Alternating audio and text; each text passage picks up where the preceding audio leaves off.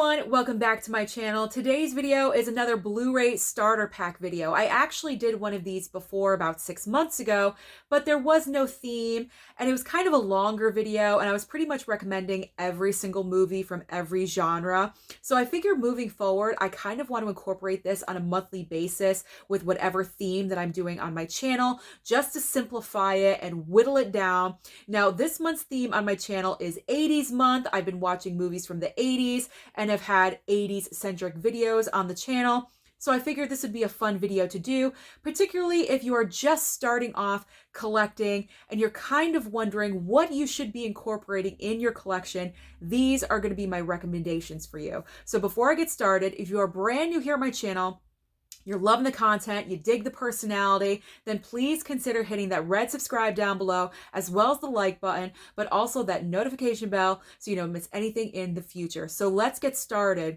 And I am always going to get started when it comes to 80s movies with Back to the Future. This is a necessity. Now, granted, the third movie came out in the summer of 1990, so technically that is not an 80s movie, but this is a package deal. If you get 1 and 2, you gotta get 3.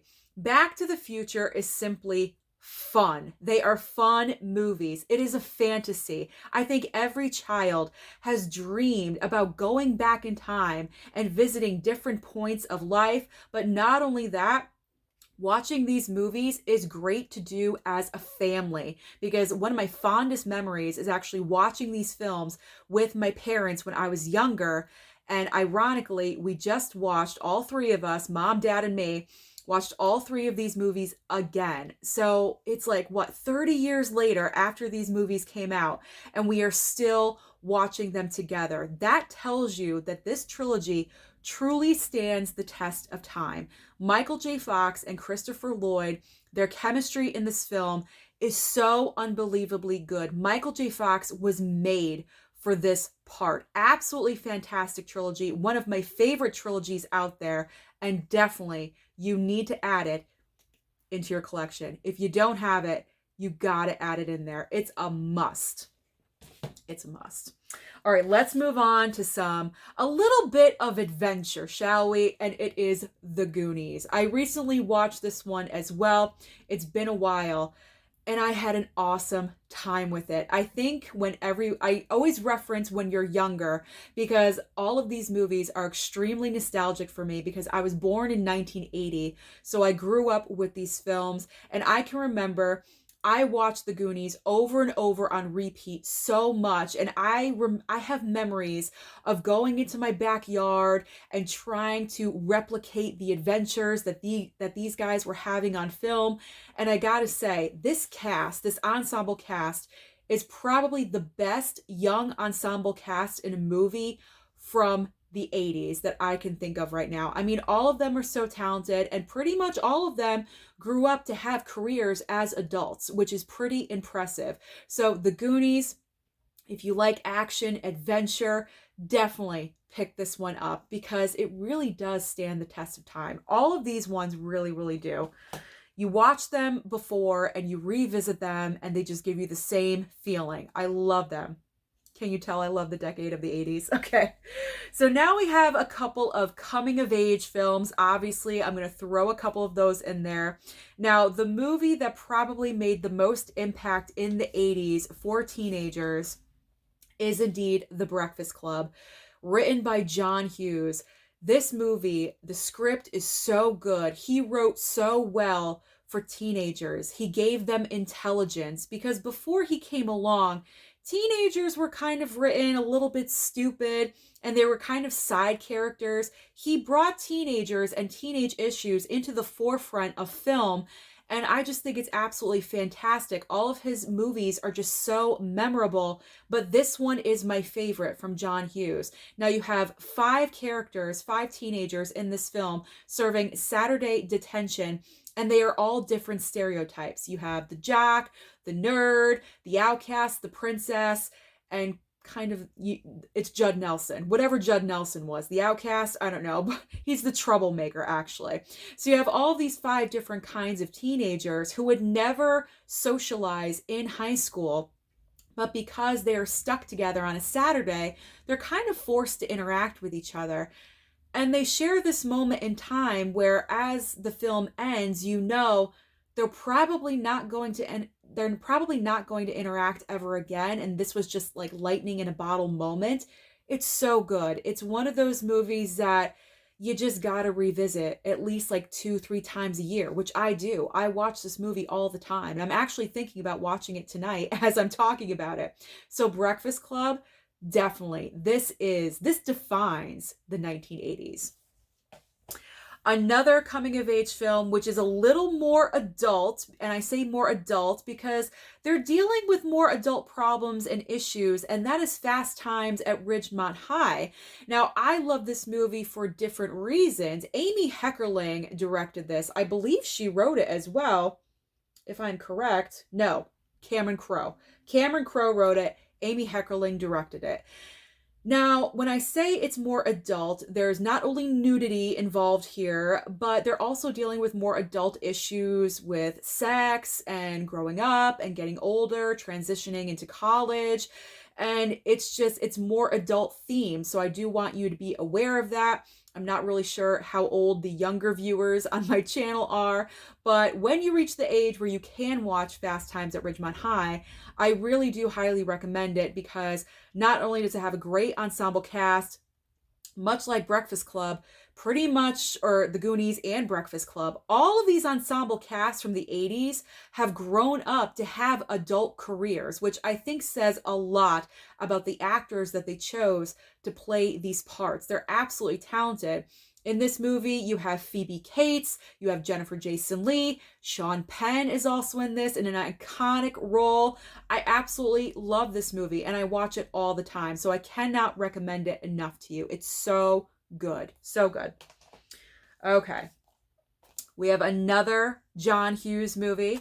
I was torn either Pretty in Pink or 16 Candles, and I decided to go with 16 Candles because this movie can kind of reach more of a demographic, because Pretty in Pink is pretty much an all romance movie, but this film has more of a broader range. It's romance, yes, but it's also primarily a comedy. So that's why I picked it, because I want guys, to pick up 16 Candles as well. It's a funny movie, particularly with Anthony Michael Hall. He plays the nerd in this film who is obsessed with Molly Ringwald. He wants to date her so bad, but the main plot of this movie is that Molly Ringwald is turning 16 years old and no one remembers her birthday, primarily because her sister is getting married on her birthday or something weird like that. So she's completely overlooked, and she has the crush on the big heartthrob at the school, and she's just dying to be with him. So it's just following Molly Ringwald's character and how she's dealing with everything, and the nerd being in love with her, and she wanting to be with the heartthrob at the school. It is such a great movie. So yes, indeed, 16 Candles, you have to add into your collection right away. Order it right now. Going into the underrated category, because not a lot of people talk about this film. I don't even know if a lot of people know about this film, and that is Just One of the Guys. I know I've mentioned this movie on my channel before. I actually might have mentioned it in the first Blu-ray starter pack video, but this goes into the 80s underrated category. Now, the main plot of this film is there's this girl named Terry who wants to be a journalist, and there's an internship that she really wants for the summer, and there's a writing contest. So if she wins, then she gets the internship. But she did not win at her high school because no one takes her seriously. So she decides to go undercover as a guy to the opposing high school and submit her work over there to see if her work is chosen. And then throughout the movie, obviously, there's misunderstandings, and she becomes best friends with a guy who she actually falls in love with. So it's juicy. It's a nice, juicy 80s movie. There's also William Zabka, who we know from Karate Kid and Cobra Kai. He plays the bully in this movie. That's pretty much his role in every 80s movie. He plays the bully. So this film is just very underrated and highly entertaining. So I really do recommend this one. I recommend all of them. Why do I keep saying I recommend? I recommend all of them. All right, let's move to a little bit of action. If you do not have the Terminator in your collection, what are we doing here? This is a staple. Anyone that collects physical media has to have the Terminator. Arnold was born to play this part. James Cameron created this story that was just so great and created an impact, and it has a little bit of everything for everyone out there. Yes, there is like the cyborg element, the time travel, but there's also the little bit of the romance angle for the women out there. So it's pretty much mass broad appeal for everyone. So Terminator, yes, you need Terminator. All right, moving on to a little bit of sci-fi, but not really deep sci-fi, is E.T. Now, I am not the biggest fan of sci-fi movies, but I enjoy E.T. because it's not really about the sci-fi element. It's about the relationship between E.T. and Elliot and Gertie, little Drew Barrymore. I mean, I just love the dynamic between the relationship of all of him, E.T., with the family and how they all interact. And it's just a great family film. Steven Spielberg really ruled the 70s, 80s, and 90s. In the 70s, he had Jaws. In the 90s, he had Jurassic Park. And in the 80s, it was E.T. One of the most iconic films of all time, and it's just a staple that you have to have in your collection. Yes, indeed, absolutely.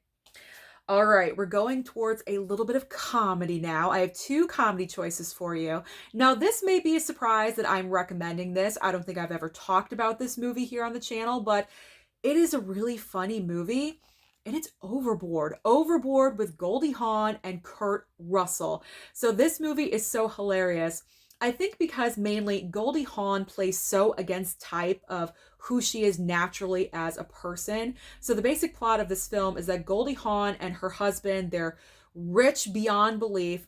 They have a yacht. They pull into a port. She wants her closet redone, and she is so snotty and just so uppity. Kurt Russell comes in as the carpenter to do her closet, to remake it. She doesn't like it. She throws him overboard. Later on in the movie, she goes overboard. She gets amnesia. So Kurt Russell goes down to get her, and he's like, yeah, she's my wife, and take it from there. So you pretty much have two opposites that are coming together on film. Now, as you know, or you may not know, Goldie Hawn and Kurt Russell have been a couple since the cows came over. Like, they've been together for like, what, 50 years or something? And it's just so amazing to have a couple on screen together that have the love for each other. And it just shows. It really shows. The chemistry between both of them in this film is undeniable. And I love rewatching this one. It's always a good time. So yes, grab Overboard. The other comedy that I am so in love with, this falls into my top 5 comedies of all time, and is definitely my favorite Eddie Murphy movie, and it is Coming to America. Eddie Murphy and Arsenio Hall have such wonderful comedic chemistry and timing in this film. They play so many different characters. Every single time I watch this movie, I laugh my butt off. It does not matter if I've seen it 500 times. I always crack up at this movie.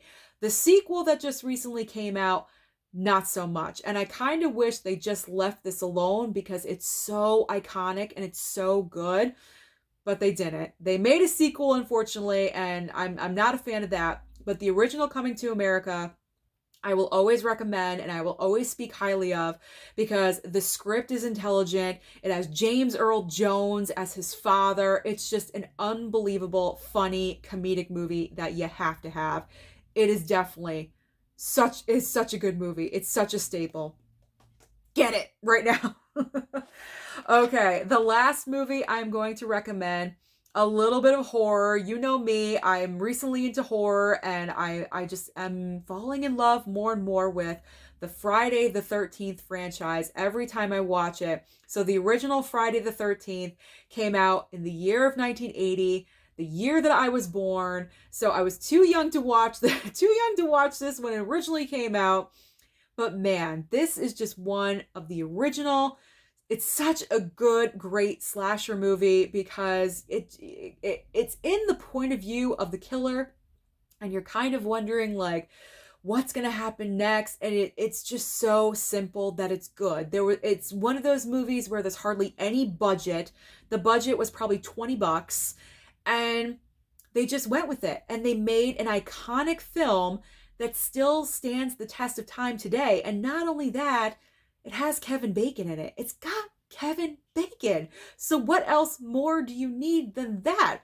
So those are my recommendations. If you are just starting out as a serious Blu-ray collector, what 80s movies you definitely should add into your collection. Thank you so much for watching. Don't forget to like and subscribe before you leave, and I'll see you next time.